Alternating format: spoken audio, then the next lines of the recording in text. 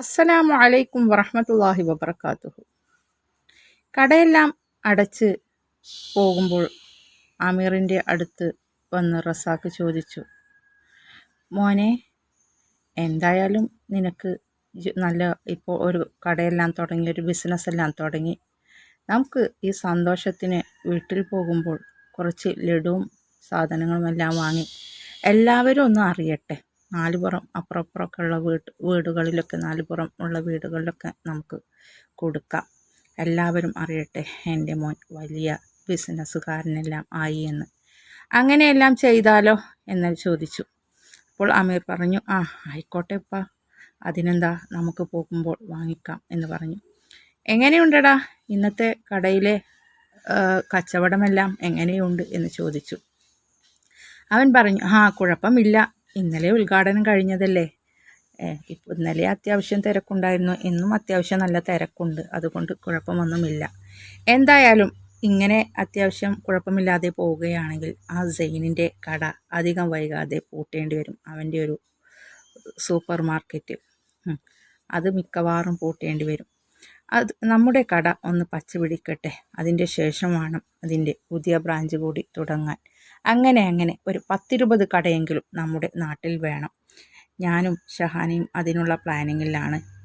എന്നാലേ അവനെ തറ പറ്റിക്കാൻ പറ്റുകയുള്ളൂ. അവൻ്റെ കടയെല്ലാം പൂട്ടിപ്പോവണം. ഇനി നമ്മുടെ കടക്കാവണം പേര്. അതുകൊണ്ടാണല്ലോ ഞാൻ അവൻ്റെ തൊട്ടടുത്ത് തന്നെ ഇങ്ങനെയൊരു ഹൈപ്പർ മാർക്കറ്റ് രീതിയിൽ തുടങ്ങിയത്. എത്ര ലക്ഷങ്ങളാണ്, 50 ലക്ഷത്തോളം നമ്മൾ പൊടിച്ചു. അതിനുള്ള കാര്യം വേണം, എല്ലാം ഉഷാറാക്കണം എന്നെല്ലാം പറഞ്ഞു.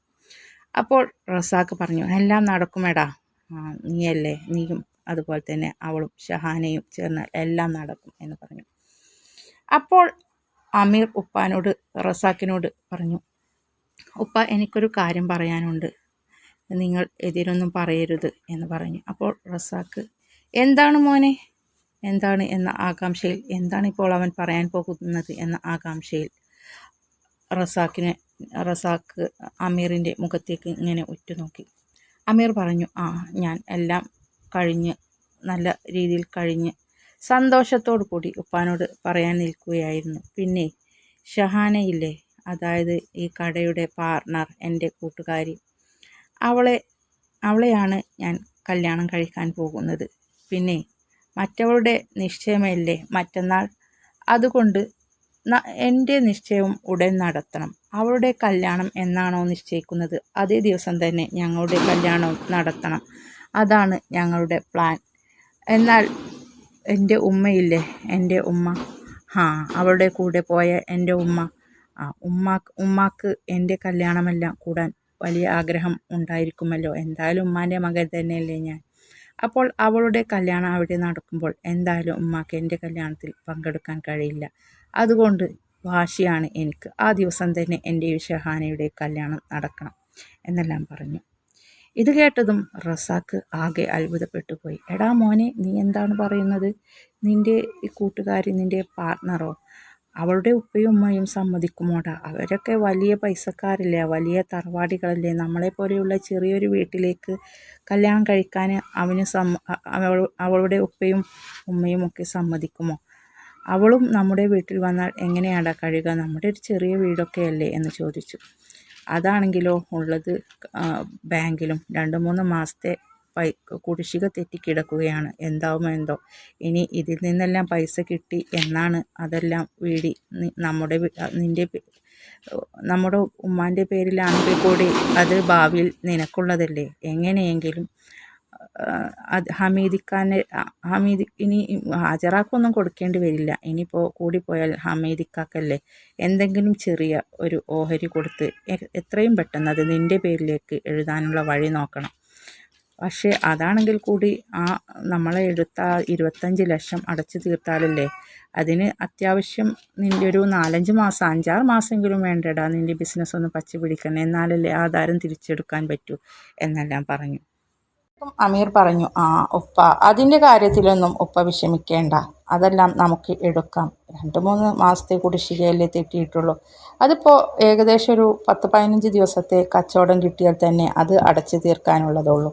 അതൊന്നും ഉപ്പ വിഷമിക്കേണ്ട എന്നെല്ലാം പറഞ്ഞു. പിന്നെ അവളുടെ വീട്ടുകാർ സമ്മതിക്കുന്ന കാര്യം അവരൊക്കെ എപ്പോഴേ സമ്മതിച്ചു കഴിഞ്ഞു ഉപ്പ.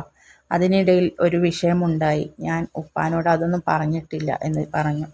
ഇത് കേട്ടതും റസാക്ക് ചോദിച്ചു, എന്താ മോനെ, എന്താണ് ഉണ്ടായതെന്ന് ചോദിച്ചു. അപ്പോൾ അമീർ നടന്നതെല്ലാം പറഞ്ഞു. ഷഹാനയുടെ ഉമ്മാൻ്റെ കൂട്ടുകാരിയുടെ മോൻ കല്യാണം ആലോചിച്ച് വരാൻ നിന്നതും ഷഹാന വിഷം കഴിച്ച് ഹോസ്പിറ്റലിലായതും അമീറിനെ മാത്രമേ കല്യാണം കഴിക്കൂ എന്ന് പറഞ്ഞതും അവളുടെ വീട്ടുകാർ സമ്മതിച്ചതും എല്ലാം റസാക്കിനോട് അവൻ വിശദമായി പറഞ്ഞു. ഇത് കേട്ടതും റസാക്ക് അത്ഭുതത്തോടു കൂടി തന്നെ അവനെ നോക്കി നിൽക്കുകയായിരുന്നു. അത് കൊള്ളാമല്ലോ മോനെ, ഇനി എനിക്ക് 4 ആളുടെ മുന്നിൽ തല ഉയർത്തി നടക്കാം. നിനക്ക് സ്വന്തമായി ഒരു ബിസിനസ് തുടങ്ങി, അതുപോലെ തന്നെ കോടീശ്വരൻ്റെ മകളെ കോടീശ്വരിയെ നീ കല്യാണം കഴിക്കാൻ പോകുന്നു. അത് കൊള്ളാം. ഇനി എന്തായാലും എനിക്ക് 4 ആളുടെ മുന്നിൽ തല ഉയർത്തി പിടിച്ചു നടക്കാം. എങ്ങനെ ഒപ്പിച്ചെടുത്തടാ നീ അവളെ, എങ്ങനെ നീ വശത്താക്കി? അത് ശരി, അങ്ങനെയെല്ലാം ഇതിൻ്റെ ഇടയിൽ നടന്നിട്ടുണ്ടായിരുന്നല്ലേ. എന്നിട്ട് നീ ഉപ്പാനോട് ഇപ്പോഴാണല്ലോ എല്ലാം പറയുന്നത്, കള്ളാന്നെല്ലാം പറഞ്ഞു. അപ്പോൾ അമീർ പറഞ്ഞു, അതിനുപ്പ ഞങ്ങൾ തമ്മിൽ ഇഷ്ടം അങ്ങോട്ടും ഇങ്ങോട്ടും തുറന്നു പറഞ്ഞിട്ടും കല്യാണക്കാര്യമെല്ലാം തീരുമാനമായതും അധികം ദിവസമൊന്നും ആയിട്ടില്ല, 3-4 ദിവസമായിട്ടുള്ളൂ. അപ്പോൾ പിന്നെ എവിടെയാണ് ഉപ്പാൻ? അപ്പോഴേക്കും നമ്മുടെ കടയുടെ ഉദ്ഘാടനവും എല്ലാം ആയില്ലേ. അതിനിടയിൽ ആ തിരക്കിനിടയിൽ ഉപ്പാനോട് ഒന്നും പറയാൻ സമയം കിട്ടിയിട്ടില്ല. എന്തെങ്കിലും ഒന്ന് തീരുമാനമായാലല്ലേ പറയാൻ പറ്റുകയുള്ളൂ, അതുകൊണ്ടാണ് ഞാൻ ഒന്നും പറയാതിരുന്നത് എന്ന് പറഞ്ഞു. ഇത് കേട്ടതും റസാക്ക് പറഞ്ഞു, എന്തായാലും നീ ഒപ്പിച്ചെടുത്തല്ലോടാ, നീ എൻ്റെ മോൻ തന്നെ. എനിക്ക് ഈ ബുദ്ധിയൊന്നും എൻ്റെ ചെറുപ്പകാലത്ത് തോന്നിയില്ല. ഏതെങ്കിലും പൈസക്കാരിയെ കല്യാണം കഴിച്ചിരുന്നെങ്കിൽ ഇപ്പോൾ എത്ര അടിപൊളിയായി ജീവിക്കാമായിരുന്നു. ആ സ്ഥാനത്താണ് നിൻ്റെ ഉമ്മയെ പോലെയുള്ള 5 പൈസക്ക് ഗതിയില്ലാത്ത ഒരു വീട്ടിൽ നിന്ന് കല്യാണം കഴിക്കേണ്ടി വന്നത്. ശാപം എന്തിനു കൊള്ളാം അവളെ. ഇപ്പോഴാണെങ്കിൽ അവൾ അവളുടെ പാട്ടിനും പോയി. അവൾ വീട്ടിലുള്ള കാലത്ത് തന്നെ മനുഷ്യന് സ്വസ്ഥതയുണ്ടായിട്ടില്ല. ആ സമയം നിൻ്റെ ബുദ്ധി എനിക്ക് തോന്നിയിരുന്നെങ്കിൽ ഏതെങ്കിലും പൈസക്കാരി പെണ്ണിനെ വളച്ചെടുത്ത് നീയൊക്കെ ഇപ്പോൾ കോടീശ്വരൻ്റെ വീട്ടിൽ ജനിക്കേണ്ട ആളായിരുന്നു ആ സ്ഥാനത്ത്. ഇനി ഒന്നും പറഞ്ഞിട്ട് കാര്യമില്ല. എന്തായാലും വൈകിട്ടാണെങ്കിലും എൻ്റെ മോന് രാജയോഗം തന്നെയാണ്, രാജയോഗം. വെറുതെ അല്ലടാ നിന്നെ ഞങ്ങൾ രാജകുമാരൻ എന്ന് പറഞ്ഞത്. ഇപ്പോൾ രാജകുമാരൻ തന്നെ, ശരിക്കും എൻ്റെ മോൻ രാജകുമാരൻ തന്നെയായി. ഒരു രാജകുമാരിയെ കല്യാണം കഴിക്കാൻ പോകുന്നു, വലിയൊരു ബിസിനസ് തുടങ്ങി. എനിക്ക് സന്തോഷമായി.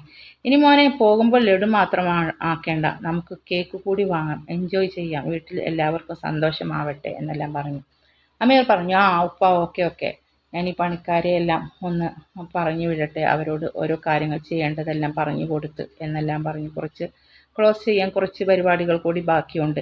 എന്തായാലും ഉപ്പ വീട്ടിലേക്ക് പോയിക്കോ എന്ന് പറഞ്ഞു, ഞാൻ പിന്നാലെ വരാം എന്ന് പറഞ്ഞു. ഓക്കെ മോനെ, എന്നാൽ ലഡും കേക്കൊന്നും വാങ്ങാൻ മറക്കേണ്ട കേട്ടോ നീ എന്ന് പറഞ്ഞു. ഓക്കെ ഉപ്പ എന്ന് പറഞ്ഞുകൊണ്ട് അങ്ങനെ റസാക്ക് അവിടെ നിന്ന് ഇറങ്ങി. പോകുന്ന വഴി റസാക്ക് മറ്റൊരു സ്ഥലത്തേക്കാണ് പോയത്. അതായത് അവൻ ഇപ്പോൾ ഡ്രൈവറായിട്ടാണല്ലോ ജോലി ചെയ്യുന്നത്, ആ വീട്ടിലേക്കാണ് ചെന്നത്. അങ്ങനെ അവിടെ എത്തിയപ്പോൾ അവൻ്റെ മുതലാളി അവിടെ സിറ്റൗട്ടിൽ തന്നെ ഇരിപ്പുണ്ട്. റസാക്കോ, എന്താ ഈ വഴിയൊക്കെ, ഇന്ന് ഓട്ടമൊന്നും ഉണ്ടായിരുന്നില്ലേ എന്ന് ചോദിച്ചു. അപ്പോൾ റസാക്ക് പറഞ്ഞു, ഓട്ടമൊക്കെ ഉണ്ട്. പിന്നെ ഇനി ഞാൻ ഒരു കാര്യം പറയാൻ വേണ്ടി വന്നതാണ്. തൽക്കാലം എൻ്റെ ഡ്രൈവർ പണി ഞാൻ നിർത്തുകയാണ്. പിന്നെ എൻ്റെ മോനിപ്പോൾ വലിയ ഒരു ബിസിനസ് ഓണറാണ്. അതായത് വലിയൊരു, നിങ്ങൾ വന്നിരുന്നില്ലേ, നിങ്ങൾ കണ്ടില്ലേ എൻ്റെ മോൻ്റെ ആ ഒരു വലിയ ഹൈപ്പർ മാർക്കറ്റ്, എന്തെല്ലാം സാധനങ്ങളാണ്, എത്ര ലക്ഷമാണെന്ന് നിങ്ങൾക്കറിയുമോ? അതിൽ 50 ലക്ഷം പൊടി പൊടിച്ചിട്ടാണ് അത്രയും സെറ്റപ്പിലൊരു കട തുടങ്ങിയിരിക്കുന്നത്. ഇനി ഞാനൊരു ഡ്രൈവറായി നടക്കുന്നത് എൻ്റെ മോന് നാണക്കേടാണ്. അതുകൊണ്ട് തൽക്കാലം ഞാൻ എൻ്റെ ഡ്രൈവർ പണി ഒഴിവാക്കുകയാണ്. ഇനി ഞാൻ അവൻ്റെ ആ ഒരു വലിയ ഹൈപ്പർ മാർക്കറ്റിൽ വല്ല കാഷ്യറോ അല്ലെങ്കിൽ അവിടുത്തെ കാര്യങ്ങൾ നോക്കി വെറുതെ ഇനി ജോലിയൊന്നും ഞാൻ ചെയ്യില്ല. എനിക്ക് വെറുതെ പൈസ കിട്ടും. എൻ്റെ മോൻ്റെ തന്നെയല്ലേ കട, അതുകൊണ്ട് തൽക്കാലം ഞാൻ എൻ്റെ ഡ്രൈവർ പണി നിർത്തുകയാണ്. ഇതാണ് നിങ്ങളുടെ താക്കോല് എന്ന് പറഞ്ഞുകൊണ്ട് വണ്ടിയുടെ ചാവി അദ്ദേഹത്തെ ഏൽപ്പിച്ചു. അദ്ദേഹം പറഞ്ഞു, അല്ല റസാക്കേ, നിൻ്റെ മോന് ഇന്നലെ തുടങ്ങിയിട്ടല്ലേ ഉള്ളൂ കട, ഇപ്പോഴേക്കും തന്നെ നീ ഉള്ള ജോലി കളഞ്ഞ് എടുത്തടിച്ച് ഒരു തീരുമാനം എടുക്കണോ? ആ കട നഷ്ടത്തിലാണോ ലാഭത്തിലാണോ എന്നെല്ലാം അറിഞ്ഞിട്ട് പോരെ തീരുമാനമെടുക്കൽ എന്ന് പറഞ്ഞു. ഇത് കേട്ടതും റസാക്കിന് ദേഷ്യം വന്നു. അത് ശരി, നിങ്ങളുടെ ആ വളിച്ച നാവ് കൊണ്ട്, കരിനാക്ക് കൊണ്ട് ഒന്നും പറയാതെ നിങ്ങൾ എന്താ ഈ പറയുന്നത്?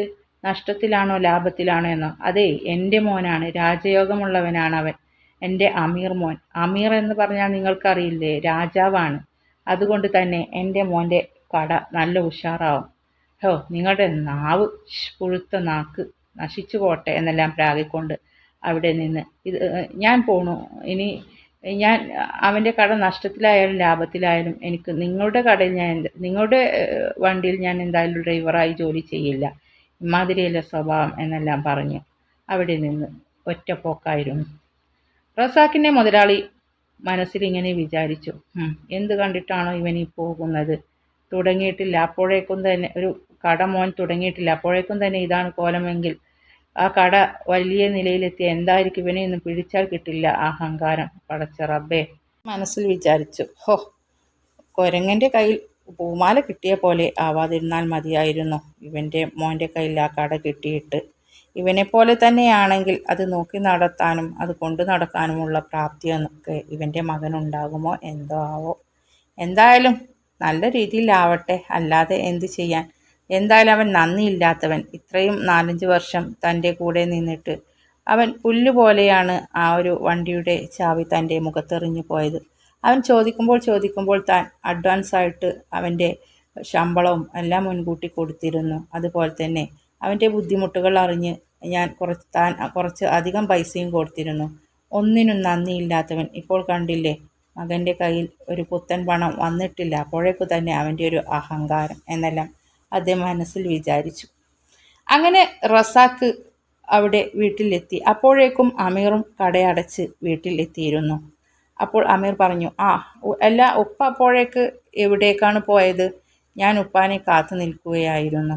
നോക്ക്, ലഡുവും അതുപോലെ തന്നെ കേക്കൊക്കെ കൊടുത്തിട്ടുണ്ട്. വല്യമ്മാനെയും ഹാജർ അമ്മായിനെയും എല്ലാവരെയും വിളിക്ക്, നമുക്ക് കേക്കൊക്കെ കട്ട് ചെയ്യാം. അതിൻ്റെ ശേഷം ലഡു എല്ലാ വീട്ടുകളിലും, നമ്മുടെ തൊട്ടടുത്ത വീടുകളിലെല്ലാം കൊണ്ടുപോയി കൊടുക്കാം. അങ്ങനെ റസാക്ക് ജമീലത്ത റൂമിൽ കിടക്കുകയായിരുന്നു. തൊട്ടടുത്ത് തന്നെ ഹാജറയും ഇരിപ്പുണ്ട്. അവരുടെ 2 പേരുടെയും അടുത്ത് വന്ന് പറഞ്ഞു, ഉമ്മ, ഹജറ, എല്ലാവരും പൂമുഖത്തേക്ക് വരൂ, ഒരു വിശേഷമുണ്ട് എന്നെല്ലാം പറഞ്ഞു. ഇത് പറഞ്ഞതും ഹാജറയും അതുപോലെ തന്നെ ജമീലത്തെയും പരസ്പരം ഒന്ന് മുഖത്തേക്ക് നോക്കി. എങ്കിലും അവർ 2 പേരും യാതൊരു മുഖഭാവവും പുറത്തു കാണിക്കാതെ അവർ 2 പേരും പൂമുഖത്തേക്ക് വന്നു. മിണ്ടാതെ പൂമുഖത്തേക്ക് വന്നു. അവരെ കണ്ടതും റസാക്കും ചിരിച്ചുകൊണ്ട് അതുപോലെ തന്നെ അമീറും ചിരിച്ചുകൊണ്ട് പറഞ്ഞു, ഉമ്മ, ഹജറ, എന്താണ് വാങ്ങി വന്നിരിക്കുന്നത് എന്ന് നോക്ക്, മേശമ്മയിലേക്ക് നോക്ക് എന്ന് പറഞ്ഞു. ഇന്ന് 2 സന്തോഷങ്ങളുണ്ട് നമുക്ക്. അതുകൊണ്ട് നല്ല ഒരു അടിപൊളി കേക്കും അതുപോലെ തന്നെ ലഡുവും എല്ലാം വാങ്ങിക്കൊണ്ടുവന്നിട്ടുണ്ട്. പിന്നെ നമ്മുടെ നാട്ടുകാരും നമ്മുടെ അയൽവക്കക്കാരും എല്ലാം ഒന്ന് അറിയണം, നമ്മുടെ അമീർ മോൻ്റെ കച്ചവടമെല്ലാം നല്ല ഉഷാറാണ് എന്ന്, അവനിപ്പോൾ വലിയ ഒരു കടയുടെ മുതലാളിയാണ് എന്ന്. അതുകൊണ്ട് തന്നെ അതിൻ്റെ സന്തോഷത്തിനാണ് എന്ന്. എല്ലാവരെയും ഒന്ന് നമുക്ക് ഉദ്ഘാടനത്തിന് ക്ഷണിക്കാൻ കഴിഞ്ഞിട്ടില്ലല്ലോ. ഷഹാനയുടെ വീട്ടുകാരും നമ്മുടെ വീട്ടുകാരും ഉള്ളത് കൊണ്ട് തന്നെ വളരെ പരിമിതമായിട്ടല്ലേ നമ്മൾ 2 കൂട്ടർ. അവരുടെ വീട്ടിൽ നിന്നാണ് കൂടുതൽ ആളുകൾ. അതുകൊണ്ട് അവരെയാണ് കൂടുതൽ ക്ഷണിച്ചത്. നമ്മുടെ ഭാഗത്തു നിന്ന് അധികം ആളുകളൊന്നും ഉണ്ടായിട്ടില്ല. അതുകൊണ്ട് അതിൻ്റെ സന്തോഷത്തിനാണ് എന്ന് പറഞ്ഞ് എല്ലാവർക്കും ലഡു കൊടുക്കണം. പിന്നെ അതുമാത്രമല്ല, ഇവനില്ലേ ഈ കള്ളൻ, ഇവൻ നമ്മളെയെല്ലാം പറ്റിക്കുകയായിരുന്നു. പിന്നെ അവളില്ലേ ആ ഷഹാന, അവളെ കല്യാണം കഴിക്കാൻ ഇവൻ അവളുടെ വീട്ടുകാർക്ക് വാക്ക് കൊടുത്തിട്ടുണ്ട്. അവർ തമ്മിൽ പ്രേമമായിരുന്നു, പ്രേമം. ഇവൻ എല്ലാം ഒപ്പിച്ചെടുത്തു, നമ്മളെ പറ്റിക്കുകയായിരുന്നു. പിന്നെ അവരുണ്ടല്ലോ, ഉമ്മാക്ക് അറിയാത്തതുകൊണ്ടാണ്, കോടീശ്വരനാണ് അവൻ. അവളുടെ ഷഹാനയുടെ ഉപ്പ കോടീശ്വരൻ, നല്ല ഇവിടെ പേര് കേട്ട മുതലാളിയാണ്. ഇവിടെ അത്യാവശ്യം പിടിപാടൊക്കെ ഉള്ള ആളാണ്. അവിടെ നിന്നൊരു ബന്ധം കിട്ടുകയാണെന്ന് പറഞ്ഞാൽ നമ്മുടെ ഭാഗ്യമാണ്. എല്ലാം ഇവൻ ഒപ്പിച്ചെടുത്തിട്ടുണ്ട്, കൊച്ചു കള്ളൻ. എന്തായാലും വേഗം കേക്ക് മുറിക്ക് എന്ന് പറഞ്ഞു. ഇത് കേട്ടതും ജമീലത്ത മിണ്ടാതെ നിൽക്കുകയാണ്, ഹാജറയും. അപ്പോൾ റസാക്ക് ചോദിച്ചു, അല്ല, ഇത് കേട്ടിട്ട് എന്താ ഉമ്മ മിണ്ടാതെ നിൽക്കുന്നത്? ഹാജറ, എന്താടി, നിങ്ങൾ തമ്മിൽ എന്തെങ്കിലും ഇവിടെ അടിപിടിയോ പ്രശ്നം എന്തെങ്കിലും ഉണ്ടായോ? അങ്ങനെ ഇടയ്ക്ക് പതിവാണ്, ഉമ്മയും മകളും അങ്ങോട്ടും ഇങ്ങോട്ടും എന്തെങ്കിലും പറഞ്ഞ് തമ്മിൽ തെറ്റും. അപ്പോൾ ഈ മിണ്ടാതിരിക്കലും ദേഷ്യം കാണിക്കലൊക്കെ പതിവാണ്. പിന്നെ കുറച്ച് കഴിഞ്ഞാൽ ഉമ്മയും മകളും ഒന്നാവും. അതുപോലെ എന്തെങ്കിലും ആണോ എന്നെല്ലാം റസാക്ക് ചോദിച്ചു. അപ്പോഴും 2 പേരും മിണ്ടില്ല. അതിനിടയിൽ ജമീലത്ത പറഞ്ഞു, നിൻ്റെ കേക്ക് മുറി നടക്കട്ടെ, കേക്ക് മുറിക്ക് എന്ന് പറഞ്ഞു. ആ എന്നാൽ മുറിക്കാം എന്ന് പറഞ്ഞുകൊണ്ട് മോനെ നീ തന്നെ മുറിക്ക് എന്ന് പറഞ്ഞുകൊണ്ട് റസാക്ക് അമീറിനോട് കേക്ക് മുറിക്കാൻ പറഞ്ഞു. അങ്ങനെ കേക്കെല്ലാം മുറിച്ചു. റസാക്കിൻ്റെ വായിൽ വെച്ച് കൊടുക്കാൻ നിന്നപ്പോൾ റസാക്ക് പറഞ്ഞു, ആദ്യം ഉമ്മമ്മാൻ്റെ വായിൽ കൊടുക്കടാ, എന്നിട്ട് മതി എനിക്ക്, ഉമ്മമ്മക്ക് കൊടുക്ക് എന്ന് പറഞ്ഞു. ഉമ്മമ്മയല്ലേ നിനക്ക് ഇതിനെല്ലാം പൈസ അതിനു വേണ്ടി ആധാരമെല്ലാം തന്നത്, അപ്പോൾ ഉമ്മമ്മക്ക് കൊടുക്ക്, നീ ഈ നിലയിലെത്താൻ കാരണം ഉമ്മമ്മയാണ്, അതുകൊണ്ട് തന്നെ ഉമ്മമ്മാൻ്റെ വായിൽ ആദ്യം കൊടുക്കെന്ന് പറഞ്ഞു. അപ്പോൾ അമീർ പറഞ്ഞു, അത് ശരിയാണല്ലോ, ഉമ്മമ്മ കാരണമാണ് എനിക്ക് ഈ ഭാഗ്യമെല്ലാം ഉണ്ടായത്, അതുകൊണ്ട് ആദ്യം എൻ്റെ ഉമ്മമ്മക്ക് തന്നെ ഇരിക്കട്ടെ എന്ന് പറഞ്ഞു. അമീർ ആ കേക്കിൻ്റെ ഒരു കഷ്ണം നമ്മുടെ ജമീലത്തയുടെ വായിൽ വെച്ച് കൊടുത്തതും ഠൂ എന്നൊരു തുപ്പായിരുന്നു ജമീലത്ത. അതിൻ്റെ കൂടെ തന്നെ അമീറിൻ്റെ കയ്യിൽ നിന്നും ആ കേക്ക് കഷ്ണം വാങ്ങിക്കൊണ്ട് തറയിലേക്ക് ഒരു ഏറുമായിരുന്നു. ഇത് കണ്ടതും റസാക്കും അതുപോലെ തന്നെ അമീറും ആകെ ഞെട്ടിത്തരിച്ചു പോയി. ഹാജറാക്ക് കാര്യമെല്ലാം അറിയുമെങ്കിലും ഉമ്മാൻ്റെ ഈ പെരുമാറ്റം കണ്ടപ്പോൾ അവളും ആകെ ഞെട്ടിത്തരിച്ചു പോയി. കാരണം അമീർ മോന് റസാക്ക് എൻ്റെ റസാക്ക് എൻ്റെ അമീർ മോൻ എന്ന് പറഞ്ഞാൽ ഉമ്മാൻ്റെ വായിൽ നിന്ന് ഇങ്ങനെ വെള്ളമൊഴിക്കും, മുത്തുപൊഴിയും. തൻ്റെ മകനും കൂടിയുള്ള സ്ഥാനം അവരുടേത് കഴിഞ്ഞിട്ടായിരുന്നു റസാക്ക് അതുപോലെ അമീർ എന്ന് പറഞ്ഞാൽ. അങ്ങനെയുള്ള ഉമ്മയാണ് ഈ കാട്ടിക്കൂട്ടുന്നത്.